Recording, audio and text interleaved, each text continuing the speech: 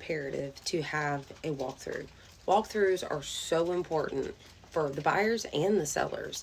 When you go to sell a house, you get a sheet of paper that has a bunch of little check boxes and a bunch of information, all the way down to the light bulbs. This basically tells us what you're leaving at the house and what you're not leaving at the house. We want to make sure at a walkthrough that we are looking at that list from the buyer's perspective and saying, did I leave everything that I said I was going to, that we contracted under when they signed this?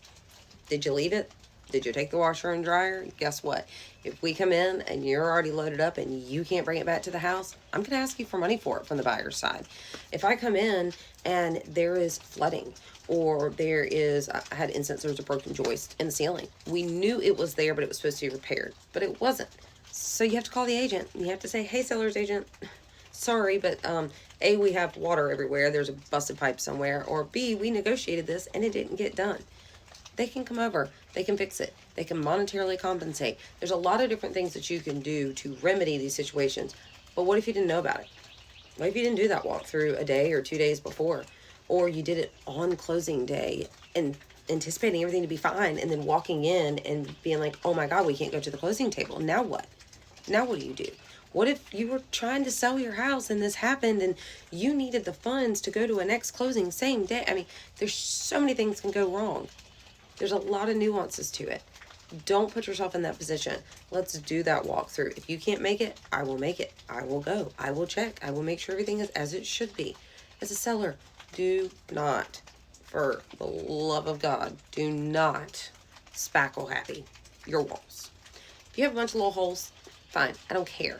But if you get spackle happy and it looks like polka dots, they're going to expect you to paint it because it looks like crap.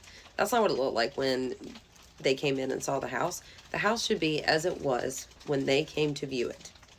Then you should take all your stuff out and it should still basically look the same, just minus your belongings. From the buyer's perspective, they may see little holes in the wall, but it's not that big of a deal in comparison to having polka dot walls that they weren't really anticipating. So we want to do these walkthroughs at least 2 days before. Sometimes you can only do them the day before. Like I said, unfortunately, sometimes day of, but we really want to avoid that. Best case scenario, minimum 2 days before. This will allow us to make sure that everything is as it should be. Because once you go to the closing table and sign your John Hancock, guess what? It's yours and it's your problem to deal with. What do you do if they leave stuff?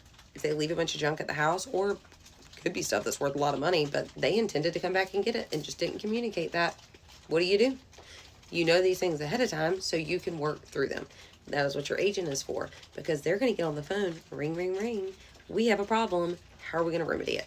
Because that is the purpose of having somebody who can advocate for you, because they know your options long before you do, and they probably have a solution before you even realize that there was really a problem.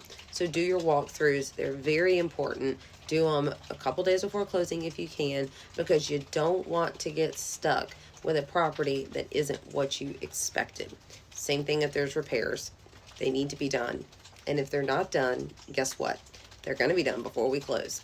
So make it a priority no matter what.